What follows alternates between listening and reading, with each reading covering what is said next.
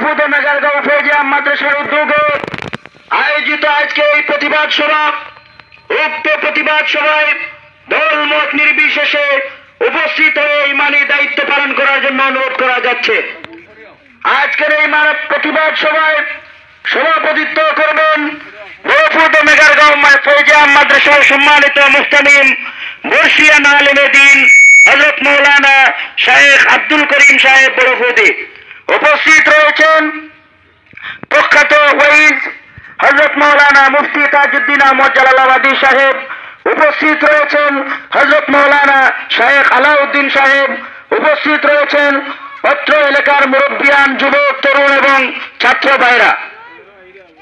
আজকে আপনারা নিশ্চয়ই জানেন আমাদের আজকে এই প্রতিবাদ সভা কোন জাতির বিরুদ্ধে নয়, কোন গোষ্ঠীর বিরুদ্ধে নয়, কোন মানুষের বিরুদ্ধে নয়।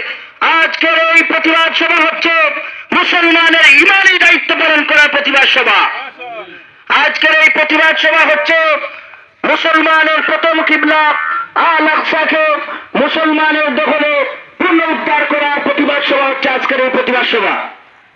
আজকের এই প্রতিবাদ সভা হচ্ছে আমরা হয়তো আজকে চুপ্ত করে এই জায়গা থেকে প্রতিবাদ সভা করব। আপনারা হয়তো ভাববেন আমরা এখানে প্রতিবাদ সভা করে কি হবে, আমাদের এখানে প্রতিবাদ সভা করে আমাদের একটা আওয়াজের কারণে বেঈমান কাফির কুফফারদের হৃদয়ে রক্তকরণ হবে। এই গাজা এবং আল আকসায় মুসলমানকে নিধন করে পৃথিবীর 200 কোটি মুসলমানের হৃদয়ে আগুন জ্বালিয়ে দিয়েছে ইহুদি বাহিনীরা।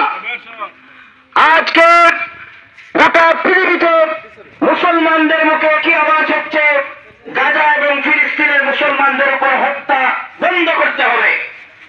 অন্যথায় গোটা পৃথিবীর মুসলমান আজকে এক টেবিলে বসার আহ্বান জানাচ্ছে। ফিলিস্তিনের মুসলমানরা বলতেছে আরব আমিরাত সহ গোটা পৃথিবীর মুসলমান যদি এক টেবিলে বসে যায় ইনশাআল্লাহ ফিলিস্তিন উদ্ধার হবে, গাজার উদ্ধার হবে, নিরীহ মুসলমানরা আবার পুনরায় তাদের নিজ বাসভবনে ফিরে আসবে ইনশাআল্লাহ।